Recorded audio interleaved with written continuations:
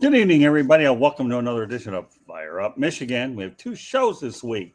That's it before we get ready for the Christmas break, although we'll have a lot of content and shows that we've had circulating over the course of the holiday season. So stay with us here in the South Florida Tribune YouTube channel. My name is Scott Morganroth. Please, and once again, this is Fire Up Michigan. Pleased to be joined by my crew, George Eichhorn. Welcome back, George. Good to be here, Scott. Guys, looking forward to it. Sean McCabe, welcome back. Earned another trip, and you're going to be getting many more, especially after the first year. We kind of easy into this program a little bit. Appreciate Scott fired up to be here. It should be a good show. All right, and last but not least, Smoking Jeremy B. Welcome back, Mr. Lion. Oh, I am happy to be here. All right, well, let me give everybody an overview of what we're going to be doing here. We're going to talk about Dan Campbell. And we had a pretty interesting matchup in the quarterback situation yesterday where you have a couple top picks squaring off. Speaking of Jaredgoff and Zachwilson, and we'll talk about the Lions' future opponents and some other little tidbits that I'll pass along as the show progresses. So, anyways, all right, let's go ahead and lead off with Smoking Jeremy. First of all, Dan Campbell wins round one versus Robert Saleh. At one point or another, the Lions thought about bringing Saleh on, but opted to go with Campbell. So, give me an overview, Jeremy, of what your perception is of round one. Round one, you got to give it to Dan. We scored every quarter. We've only done that in a few games this year. We did it against Philly. We did it against Seattle. We did it against Minnesota both times. And now we did it against them. And, of course, against the Jags. I mean, they didn't really have much of a prayer. Right. This was a nice, full, well-rounded win, too. He outcoached them. The crazy thing is Robert Saleh made the same mistakes that Dan Campbell made when we were down by less than a touchdown a few weeks back before the run started. Remember when he didn't use his timeouts? It didn't make any sense. They had 151 on the clock, and they're driving down the field to get a last-minute touchdown. They didn't use a single timeout. And they had all of them. No clock management. I think he went to that same school as Nathaniel Hackett. And it bit him. All right, Sean, give me your thoughts about round one. Yeah, Campbell definitely got the W here. I think really outcoached him. He kind of throw maybe that field goal at the end wasn't the greatest decision, 54-yard attempt, but he really only netted him. If it's a touchback, only 16 yards difference between that and the Jets got the ball for 41. But yeah, he really outplayed him, and Saleh just really, like Jeremy was saying, just made a lot of boneheaded time management decisions at the end there. But it seems like all these head coaches do this. I don't know, it's just harder than we as fans think it is because they all mess it up every week. It's kind of crazy to see. But yeah, he really kicked himself there. But I really like this Lions team. The way Campbell's building it is that they can win in a million different ways. We can win shootouts, we can win close. Not in the beginning of the year, but now with the way Glenn's got the defense playing, we can win a lot more close. So yeah, I really was impressed. And like Campbell said after the game in the locker room speech, we did a lot of things wrong, but we did a lot of things right. I'm never gonna regret to get the W, and that's all that matters. So round one to Campbell. George? Well, yeah, I mean, obviously Campbell did win round one. Jeff Seidel, the Detroit Free Press columnist, who I really admire his work, wrote a really nice story leading up to that battle and how both teams are almost a mirror image of themselves in different ways. Maybe Detroit's offense is better than the Jets' offense, but the Jets' defense entering that game was highly rated.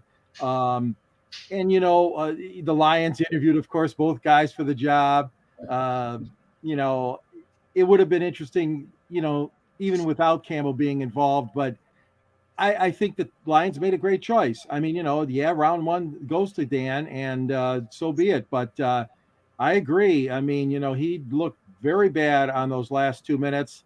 The Jets took too much time and scrambled for that extra long field goal try of 58 yards. They mismanaged it. I mean, they could have got the ball closer than they did. But that being said, I mean, of course, that would have just tied it if they went with a field goal. And like Jeremy said, I mean, they had a chance to even score a touchdown. They just mismanaged the clock very bad. And I'm glad they did instead of it being on the Lions' shoulders this time. Right. Yeah, the Lions have been on the wrong side of a lot of those close games. And, I think a lot of people have heard of the Dignity Memorial. Isn't that the funeral thing out there? Yes. Well, today's version of Get Up with Mike Greenberg felt like that all day long because instead of blaming Zach Wilson, he was all over Robert Saleh for clock management. And since Mike Greenberg is the ultimate New York Jets fan, I have to tell you, I kind of enjoyed watching Greeny go down for this one. I really did. Gang Green went down to Honolulu Blue and Silver, and yet I regard Mike Greenberg as one of the finer moderators out there. He does a great job professionally. Oh, And he also went to Northwestern McGill School of Journalism. So Mike is an excellent broadcaster. But, let's face it, he's a homer, okay, on the air, and he's not afraid to show his Jets allegiancy.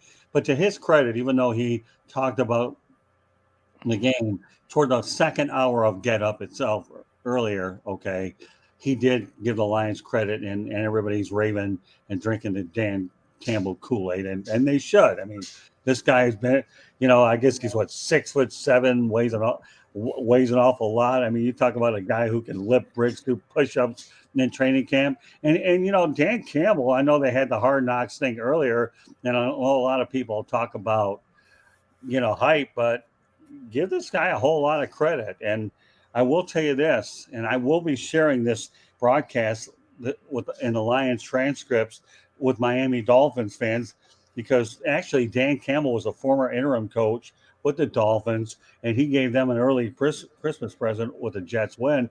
And Dan Campbell was 5 wins and 7 losses with the Miami Dolphins, taking over for Joe Philbin. Never got the full-time gig, but at least he was able to experience a little bit on the head coaching side.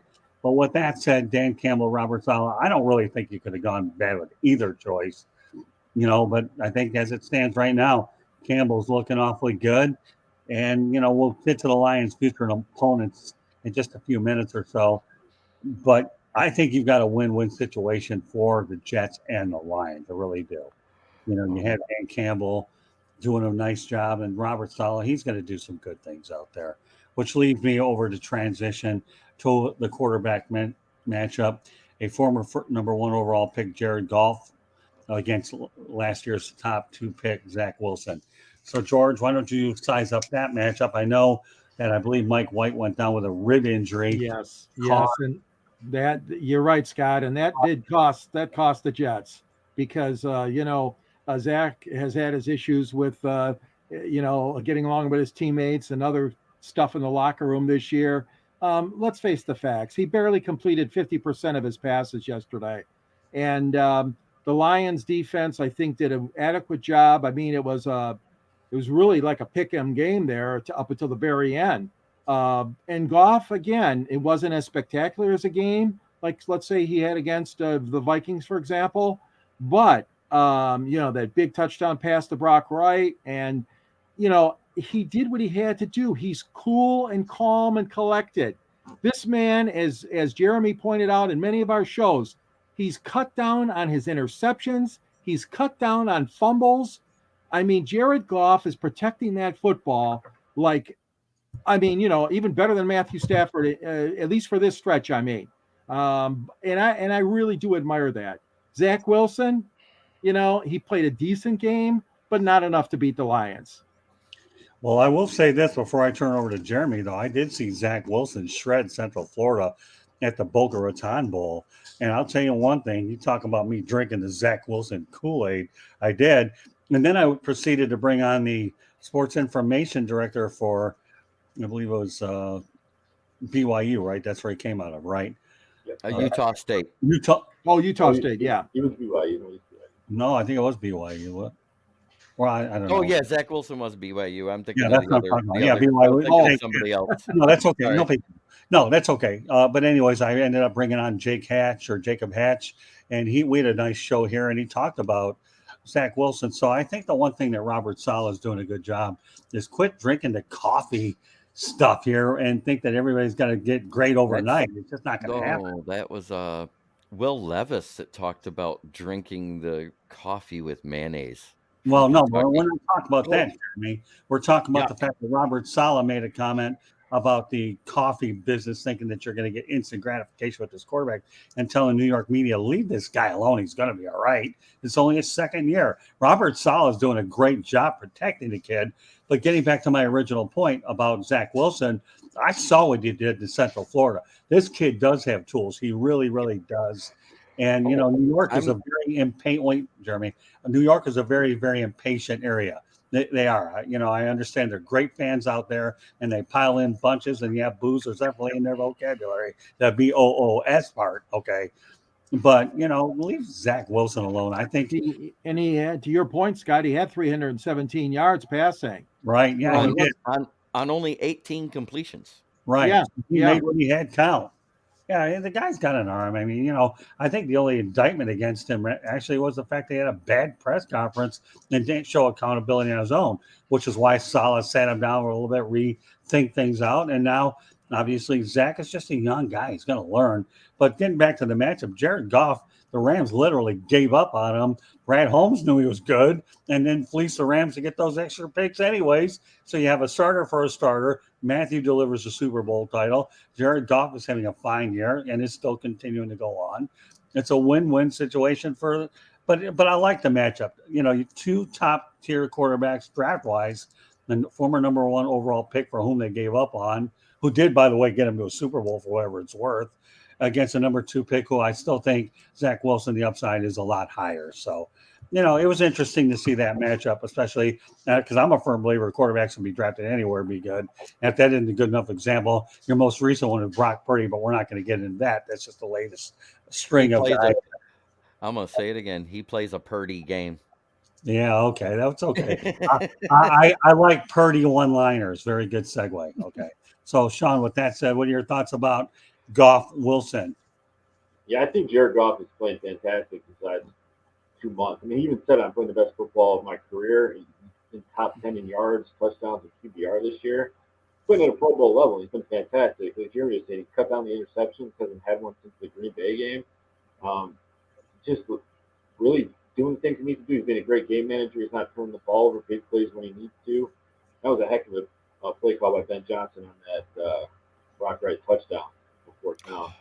And then Zach, now, I like Zach coming out of college. He's got a great arm, and he can really move and throw really well, but immaturity showing a little bit, and so Saleh sat him down. And like you said, the arm showed up. He had, I think, 4 or 5 completions over 30 yards. We also could have picked off 5 or 6 passes. We got the one, but we could have picked off a lot more. So he's a little inconsistent. Scott, like you were saying, he's really young. I mean, what is he, like 23, 24? So, I mean, he's a young guy. I like him. Hopefully he gets better, but right now I'll take the W. And Goff's playing at a Pro Bowl level. Hopefully he gets in there. Now, I should point out that Fire Up Michigan can be heard on iHeartRadio, Apple, Spotify, Google, wherever you get your podcasts. Please hit the red subscribe button on YouTube, South Florida Tribune. And we're also striving for 1,000 subscribers. So there's a red subscribe button on there. It's easy to do. Just go ahead, hit the subscribe button. We'll get closer to that 1,000, and we want to certainly be able to find as many fans that can enjoy all the numerous shows that we have out there. With that said, okay, George, any closing thoughts about the Goff Zach Wilson dynamic? No, but I think it was Jeremy's turn. Well, Jeremy, I was like going, "Hey, what happened here?" what happened? Okay, well, you know what? It is your turn, so that's what happened. Okay. Well, Goff was 23 of 38, while Zach Wilson was 18 of 35. Yes, Zach Wilson has a big arm and he loves to throw it deep. But what I notice, because he hasn't learned that game manager side of the game, that's why I was pointing to my head when you brought up Wilson. He has all the physical tools. He doesn't have the intangibles yet. He hasn't learned that side of the game at the pro level. He floats those long passes, and a lot of them could have been picked easy with better coverage. The bad part is every time somebody else started making catches, they'd move Okuda on that guy, and that would leave Wilson with either AO or Will Harris in coverage, and that's like asking Swiss cheese to stop water. That was good. Jeremy, you always come up with them. Well, I'll tell you, at times you're on, Jeremy. That Lions defense looked like Swiss cheese. Yeah, I mean, Kirby Joseph had a couple good plays here and there, but he even had a less than stellar game. And when you talk about the tackling, our best tackler was a guy that missed a quarter and a half of football, Deshaun Elliott. He had 5 tackles total. So, you know, defensively, it wasn't that great of an effort, but they came up big when they had to. Yeah. I mean, Romeo Aquara still playing limited snaps. I think they had him on 20 to 25 of the defensive snaps. Had 2 tackles, and both of them were sacks. Hutch had a few tackles, and 2 of them were tackles for loss in the run game. And that's what I wanted to point out. If you look, the non-athletic QB teams, they're not getting big yards against this team. Look at Minnesota. Right. What was it, 26 yards total between Yes. Madison and The Lions have held, good point. The Lions have held these last 2 opponents under 100 yards total. wait, it's 50 and under. This is the Is it first that time low? a team, the Jets had 50 yards rushing in this game, and last week it was 21 yards total because Well, that's what I Dalvin meant. Cook- Combined, it was under 100. yeah, combined under 100. But I'm just saying, each game it's 50 or less. That's huge. I mean, that was the biggest thing that was the sieve at the beginning of the season. It didn't matter if it was Rashad Penny, Geno Smith, Jalen Hurts, or Miles Sanders. They were gashing us for 10 to 15 yards a run.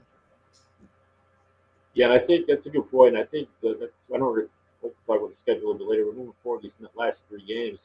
You're looking at non-bubble quarterbacks, and it looks like our MO is going to be we really stop the run, and we let those elite receivers, Wilson or Jefferson, get the yards they're going to get, and then we shut down kind of everything else, and it's been working for us. Hopefully, we keep that going moving forward. I mean, Garrett Wilson had a decent game, 4 catches for 98 yards. Everybody there had a decent game. The only guy that stood out was that CJ Uzomah. I mean, Bengals are missing him. They kept the wrong tight end. Yeah, he had a 40-yard reception, that one big play, right? Yeah, and the other one was a 1-yard touchdown pass, the floater over on that 4th down. Right. And that was, I sit there, I goes, oh my God, somebody cover Uzomah. Somebody cover, too late. Because I saw Zach Wilson just act like he gave the running back the ball. He turned around and just sort of floated it over there. That'd have been such an easy ball to pick that close to the goal line. And the coverage should have been way tighter than that, but they all bid on the play action. Which, when we got good passes, what were they biting on? Play action. If they returned the favor on that touchdown, on that play action, that was beautiful. Barkley never did within 25 yards of him when he caught the ball. I think he was only 2 yards past the line of scrimmage when he caught the ball. That was 49 yards after the catch. And it was a beautiful run, and seeing Amon-Ra and Reynolds block for him downfield, that was great. They folded like a deck of cards, Jeremy, the Jets defense on that play. Oh, yeah. I mean, I'm taking nothing away from Brock Wright, but boy, oh boy, those missed tackles. And that punt return, too, for Raymond. Oh, my God, the coverage on that was so shoddy. Yeah. But to Detroit's favor, they pulled it off. That punt return was fantastic, though. When I saw him, it was a bad punt, really, because he punted it from the 2, and he caught it on like the 47, I think it was. And a very bad punt. You know, that's a 45-yard punt. That means he had -2 net yards on the first punt of the game. Well, you guys tell the game story real well. And this may seem pretty crazy for a lot of us, you guys that are watching or listening. I recorded the game anyways. And I spent my weekend up in Jacksonville with the Jacksonville Jaguars and the Dallas Cowboys. Oh, what a game you saw, Scott. I have seen the Dallas Cowboys play 3 times, once against the Cardinals in Tempe where they did beat the Cardinals, and once against the Lions at the old Texas Stadium on a Monday night game when they were the defending Super Bowl champion. I'll never forget. I'm staying at the Lions Hotel. I was asking General Manager Chuck Schmidt, do you think we're really going to win this? You'll be surprised what you're going to see tomorrow night. Chuck Schmidt, lo and behold, the Lions won it in overtime with like 17 seconds ago. And then last night, if you think you can top another act, what happened yesterday was when Dak Prescott threw that pick 6 to Rayshon Jenkins. Oh my goodness!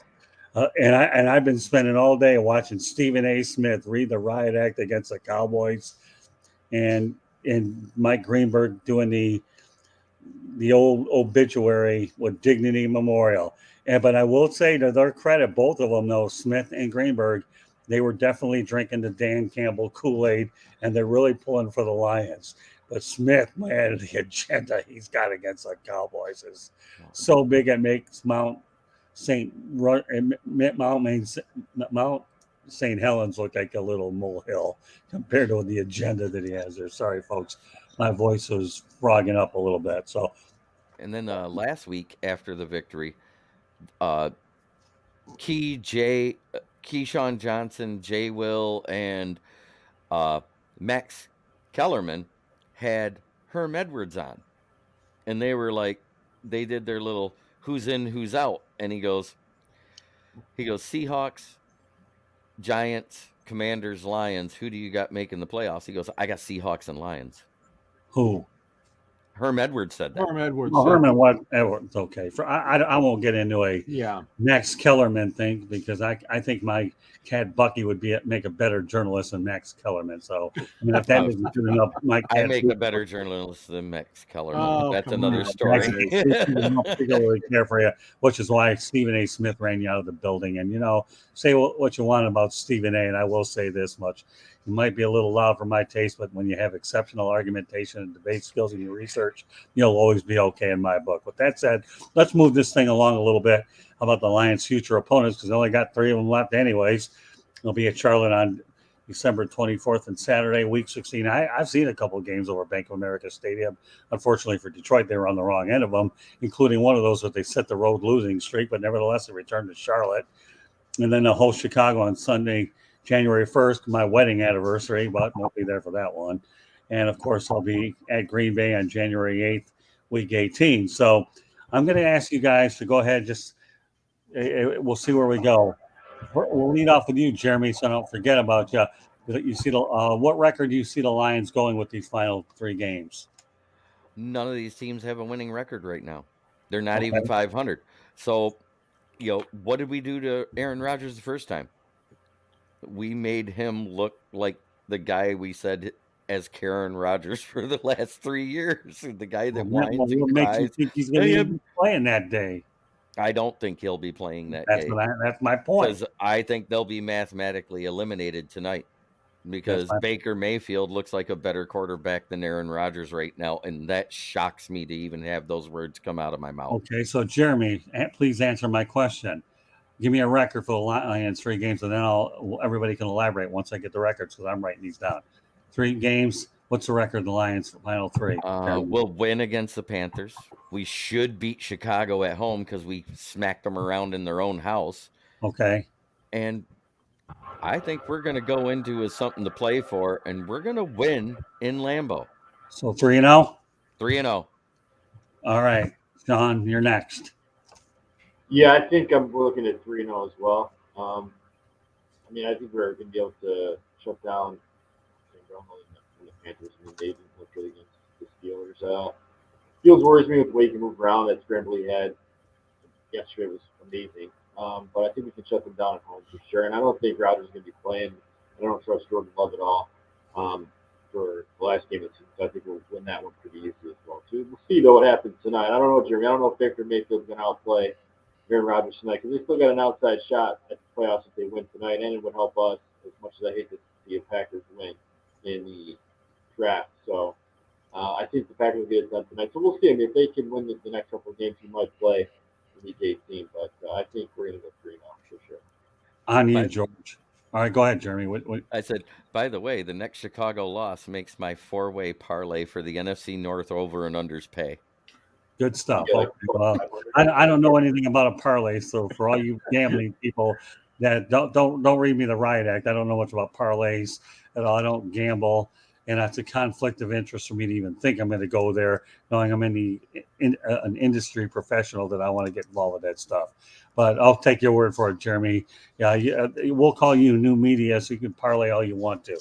Okay, nobody else say anything. The FCC won't give you anything to do with kneecap biting and all your business there. But I got to stay away from the parlay stuff. All right, George. I can't drink that Kool-Aid that strong, guys. Come on. The Lions will get tripped up in one of those games.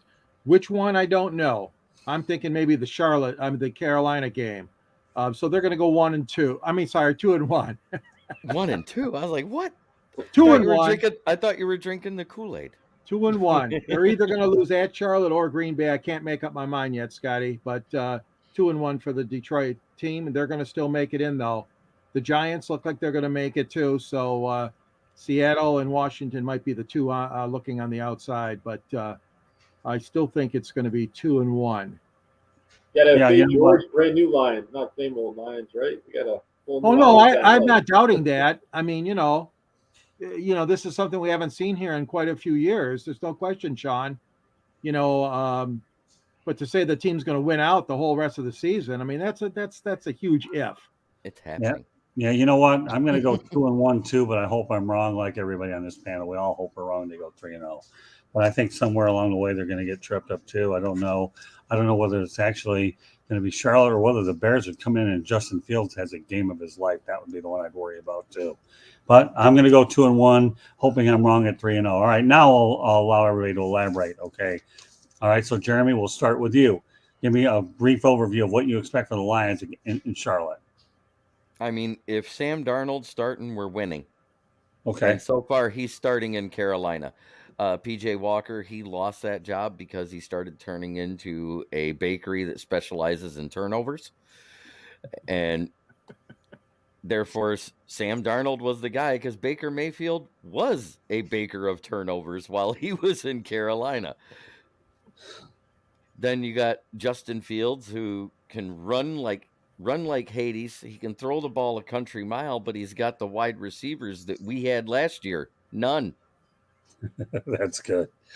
And then the last one.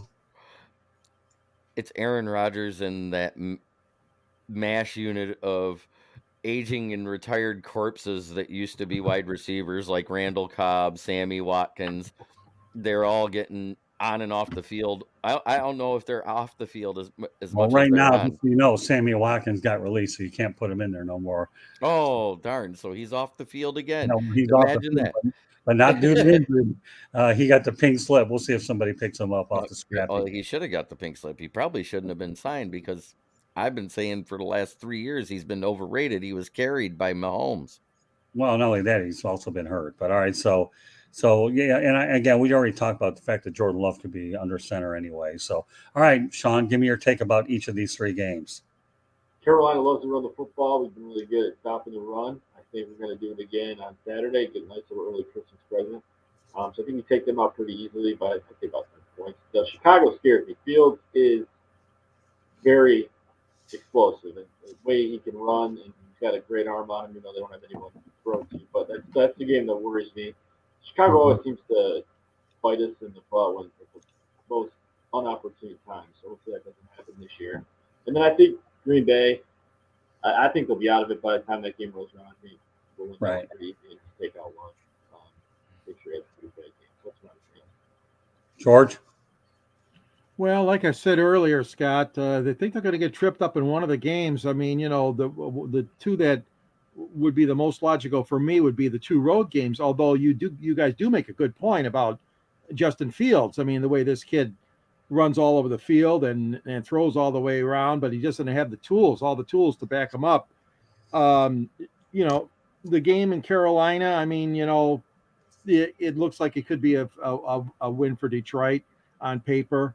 The Chicago game, that's New Year's Day at Ford Field. That's the final home game.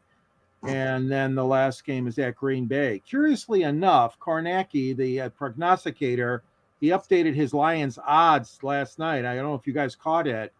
The Lions are like now 30-some, high 30% chance probability of making the playoffs. He only gave Detroit above 50% chance to win those games against Chicago. He gave Detroit I don't know what it was, like 30, 37. What was it? 30. I wrote it down here. Okay. So Detroit's chances to make the playoffs went to 39%. To beat Carolina, he's given them a 57% chance. To beat Chicago, he's given them a 70% chance, which I think is way too high. And at Green Bay, he's only given them a 43% chance. And that's due to cold weather. That's what that's due to. Because, yeah, sure. Of course it is. But yeah, and the legacy. We have to remember one thing. Goff is 2-0 versus Rodgers. Well, yeah, that's true. He is. but don't turn the Packers In aside. playoffs. There'll be a lot of pride in that game. Hey, the Lions went in and beat them last year, and they don't want to see that happen again. They're going to be playing for pride. Now they could be, losing let's team. talk about that coach Matt LaFleur that he's got problems with right now. Remember last year, just before that game, he said, "Oh, Aaron Rodgers and the rest of them, our starters are going to play the whole game." Halfway through the second quarter, he goes, "Man, they're going to kill him. He's been hit 12 times and sacked 4 times, and he's already thrown a pick. Get him out of there." Oh yeah. You know, Jeremy, you're our version of Chris Berman with all your nicknames, man. Yeah, isn't he? You are. I swear Matt to God. LaFleur. Yeah, and you know what? I've been calling him that for years. That's well, I know, but we have a different audience, so they don't know what you've been calling them for. So it's a different story. But you know what? You are a version of Chris Berman, and sometimes I have a hard time keeping a straight face, wondering when your next one's coming. So if for no other reason, you got a good reason to watch or listen to this show. I'm interested in knowing, Scott. What do you think about these last 3? Mine? Well, I've seen games in Charlotte, and the Lions have had difficulties there. They have had problems. Although this team they're sending in there is a whole lot better team. I guess the quarterback situation in Carolina reminds me of a who's on first, what's on second. I don't know who's on third. Yeah, well, we did know who's on third, but he's playing the Packers tonight, so forget that. But you got P.J. Walker, and then you also have Sam Darnold. So, one of my favorite memories in Charlotte when the Lions had that unmemorable losing streak was when Rob Parker was badgering the daylights out of Rod Marinelli. Oh, and, I mean, he stood there and gave it to Marinelli like you wouldn't believe. And Rob and I are good friends. Okay, just I said it out there to you guys. You guys know who he is. Rob, I told him after I was done, thanks for doing what everybody else would want to do. But at least no problem, Scott. Rob and I, you talk about two guys get along good. Me and him, we definitely did. But he didn't mind sticking it to Marinelli. But the Lions have had trouble in the past with Charlotte before. I got to tell you a weird story that actually happened to me out there. And I don't know if I'm really totally proud of it, but I'm going to mention it. I go to an ATM place right near one of those offsite ones, not at the bank, and it swallowed up my ATM card, my money card. Luckily, though, I had enough cash on me. I had a new one sent to me, and it happened on Christmas Day, and I had it actually sent to me over at the hotel I was staying. Luckily, I had enough cash to get to the turnpike system in the Virginias. But anyways, the Lions have lost a couple games when I was over in Charlotte as well. But somehow, some way, they're bringing in a much better team, and they're playing awfully well. What would we say? They started 1-6, and now they won 6 of the last 7, so they're playing awfully well. Charlotte's made me nervous. The one that in the past, I think they're going to win this one.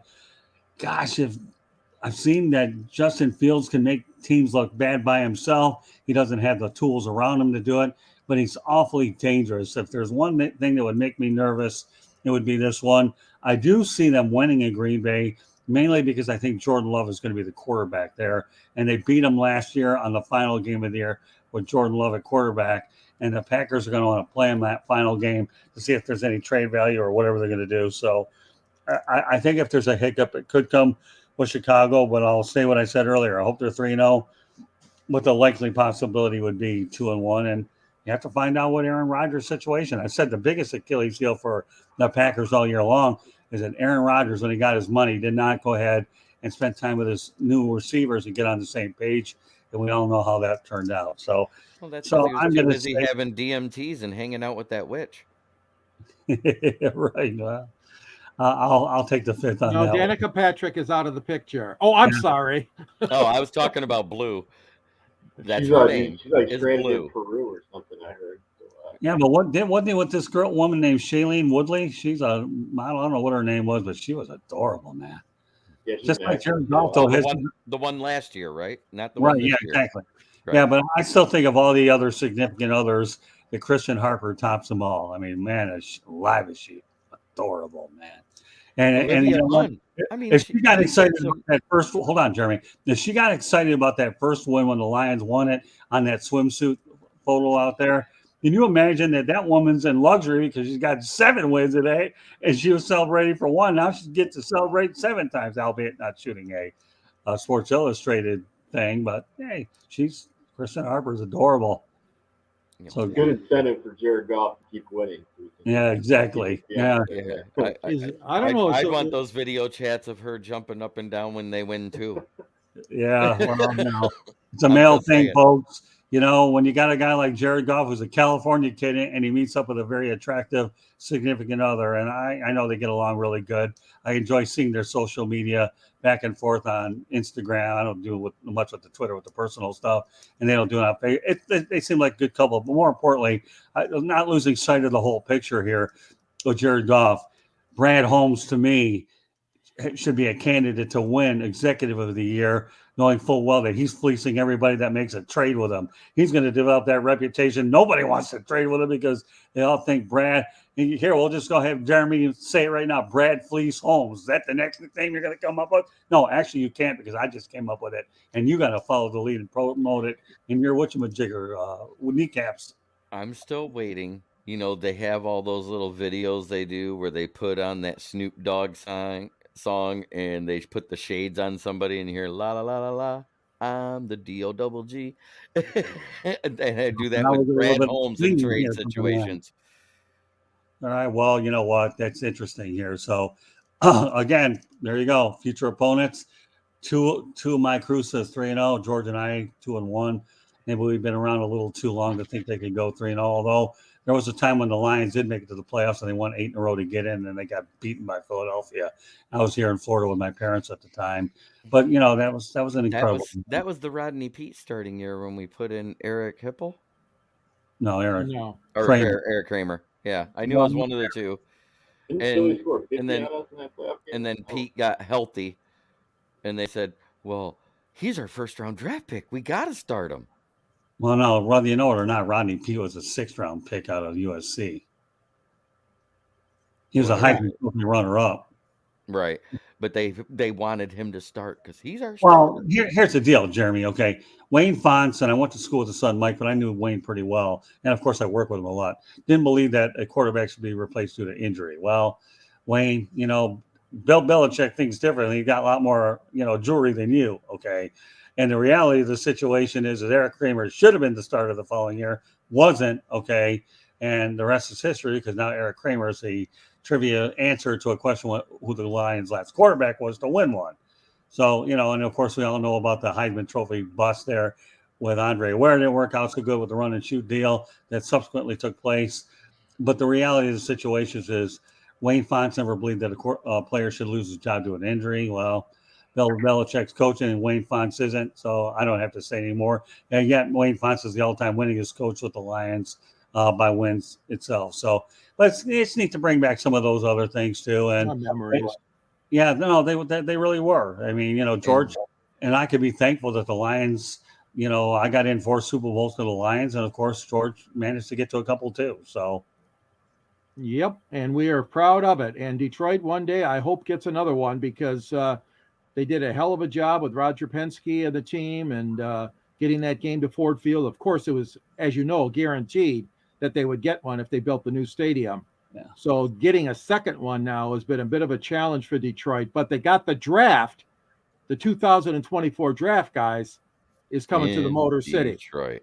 All right. Well, should the Lions get in the playoffs, it'll be their first appearance since 2016. So if you're looking to eliminate a footnote about longest routes getting in the playoffs, if the Lions take care of their business, they can take themselves off that list. They've been on a lot of tough lists, but they can afford to get off of this one. George, I love your segue about Ford Field. So I'm going to throw out a little interesting tidbit out here. And ironically, the Detroit Lions have won 2 games at MetLifeStadium by beating both the Giants and the Jets. Yet, by the same token, the Buffalo Bills have won 2 games at Ford Field, Cleveland, and, the Lions. So for whatever it's worth, well, you know what? There's always a home away from home. And in both instances, the Lions can say MetLife, and the Bills can say Ford Field. George, any thoughts about that observation? Well, that is an interesting angle, Scott. And of course, Buffalo, defeated the Lions on Thanksgiving Day, but that game was winnable for Detroit as well. Right. And then, of course, the Lions, and I think I told you guys this when this happened, is that they get a phone call all the time from the NFL saying, is the stadium available in case of a major snowstorm or stadium issue or something like that. So the Lions have been more than accommodating, and that's a feather in their cap to open up Ford Field for a team in an emergency situation. I would never, guys, and I looked at, and we all make our predictions at the beginning of the year. Jeremy was more optimistic than a lot of us. I would never have said Detroit would go into the Meadowlands and win 2 games. Now, Jeremy and Sean, Scott, you guys got to admit, I don't think anybody would have predicted that unless you were drinking Kool-Aid at a big gallon of No. it. At the time, those 2 teams coming into the season looked as bad as our team last season. All Right. they had was True. a couple draft picks. They were dumping big salaries in New York, cutting weight to clear cap just so they could sign their rookies. They got rid of James Bradbury and Blake Martinez and kept Kenny Galladay. Yeah. True. Hey, by the way, in the last 2 seasons, he has 5 catches for $36 million or $38 million. Yeah, but still, I wouldn't have thought that Detroit would go in there and win both of those. I had those marked as wins on my schedule. Well, then, everybody, if you're looking for betting advice with Mr. Parlay, Smoking Jeremy B's got a crystal ball. So go out there and dial him up. And if you're on Twitter, I'll even say it for you, Jeremy, to get you a little bit of business here. At Smoking Jeremy B is how you can reach this guy on Twitter. And then he'll give you his other stuff in about 5 or 10 minutes. So, yeah, no, it's pretty interesting. Any thoughts quickly, Sean, about the irony about the Lions calling MetLife their home away from home and the Bills calling Ford Field? Because I know the Minnesota Vikings have used Ford Field from time to time. Go ahead, And Sean. did not have good luck there. But anyways. I think it's for Brett Favre's career pretty much ended, right? What was the game before? I think. That was the first game he missed. But yeah, I mean, I like that we got 2 wins. I'm an old school guy. I think if you play football up north, you should play outside. So I think the Lions should eventually move back outside one day. But it's nice seeing them win these cold weather games and stuff like that. And it's nice to be the economy and letting the Bills come over. And I like watching Josh Allen play, even though he beat us. But yeah, it's just kind of cool to see him get 2 wins. And Yeah, I think that one of the more interesting parts about it, I think we mentioned it a few weeks ago, I don't mind reiterating, Ralph Wilson obviously is a longtime Detroiter, late Ralph Wilson. So the ties between the Lions and the Buffalo Bills go steep. And I'll never forget Congressman Jack Kemp and I caught up in Jacksonville, Super Bowl 39. And when I told him I was from a Detroit paper, the Detroit Monitor at the time, he was more than happy to give me whatever time because he had fond memories of Detroit. So it's good in an indirect sense that you have a partnership between Buffalo and Detroit. And it's just ironic, I guess probably is a better word for it, that the Lions won in the Meadowlands for 2 years, 2 games this year. And it's safe to say they knew where the visitors' locker room was. That they did. Yeah, they did. And, once they got off the schneid and beat Chicago, then those wins on the road came a little easier. So while Jeremy's probably chasing down his dog out there, or whatever he's got. No, he's chasing down. All right, there we go. I'm looking for a sponsorship out of that one, knowing that you brought that on there. It's a little too late for me to drink that stuff. Otherwise, my other half will kill me. I can't go nowhere without my version of Lions Kool-Aid. That's okay. That's clean Kool-Aid. I mean, it's clean, but it isn't. In other words, it's yellow or green, but it works. Okay. Oh, it's amazing. Yeah. All right. So, Jeremy, any closing thoughts about the home away from home / Meadowlands Ford Field connection before we go on my final point?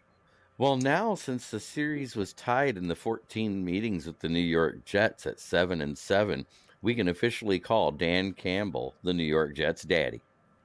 All right, I'm leaving it there. That was good. 8-7, and he's the daddy. Yeah, you know what? He's 1-0. Folks, you won't ever hear me say that I'm at a loss for words too often, but Jeremy seems to be doing that a lot. But let me say I'm not at a loss for words for telling you that Fire Up Michigan can be heard on iHeartRadio, Apple, Spotify, Google, or wherever you get your podcasts. Also, please hit the red subscribe button on YouTube. South Florida Tribune, we're striving to get 1,000 subscribers, and every one counts. So we would appreciate you hitting that red button, subscribe, and boom, baby, you're part of the family. So with that said, let's talk a little about Christmas here. Candy and I are trading place with the Green Bay Packers on Sunday. They're going to be in Miami to face the Miami Dolphins on Christmas Day. I actually saw the Lions face the Dolphins on Christmas Day with Barry Sanders, and in that game, Johnny Morton scored on a special teams touchdown. So, it's pretty interesting. When we were on the road on Saturday night, our hotel did not have the NFL Network, so we could not go ahead and watch any of the three games. But especially the Dolphins game. But I think we're going to have a problem locating it this weekend. So, with that said, okay, I'm going to turn it over to you, George. Give me your thoughts over what you're planning to do over the Christmas holiday. Well, you see, I'm broadcasting right now from the Christmas studio here. Yeah. I hope you like my wreath. All that being said, just doing some traveling, being with friends and family. Of course, we're planning and should have a lot of fun this weekend. And everybody, I hope, is going to be okay. They're talking about a winter storm coming through the center of the nation, and supposedly that's going to be Thursday and Friday here in Detroit, maybe into Saturday too. So yeah, I just want everybody to be safe out there, enjoy the games, enjoy the festivities. It's one of those rare things that we've got football on the holiday weekend. I'm not a big fan of that. And the NFL went and scheduled 3 games on the 25th, okay? And I know that Commissioner Silver is not very happy because the NBA thinks they own Christmas Day, as you guys know, with 5 games always. But now they're going to be competing with 3 NFL games to be broadcast on Sunday, as well as a slew of them going to be on, of course, Christmas Eve. But all that being said, sports aside, let's all have fun. Let's enjoy the holiday and remember all our loved ones who obviously can't be with us anymore. And of course, that'll be my mom and dad.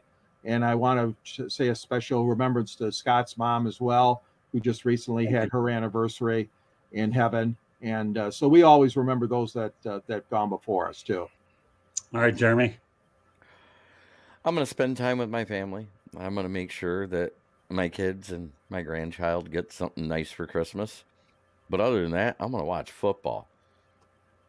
What else is there to do? I mean, it's a holiday and I don't have to work, so I might as well watch football. So I guess I should be asking, do you plan to do any shows or that many during the holiday?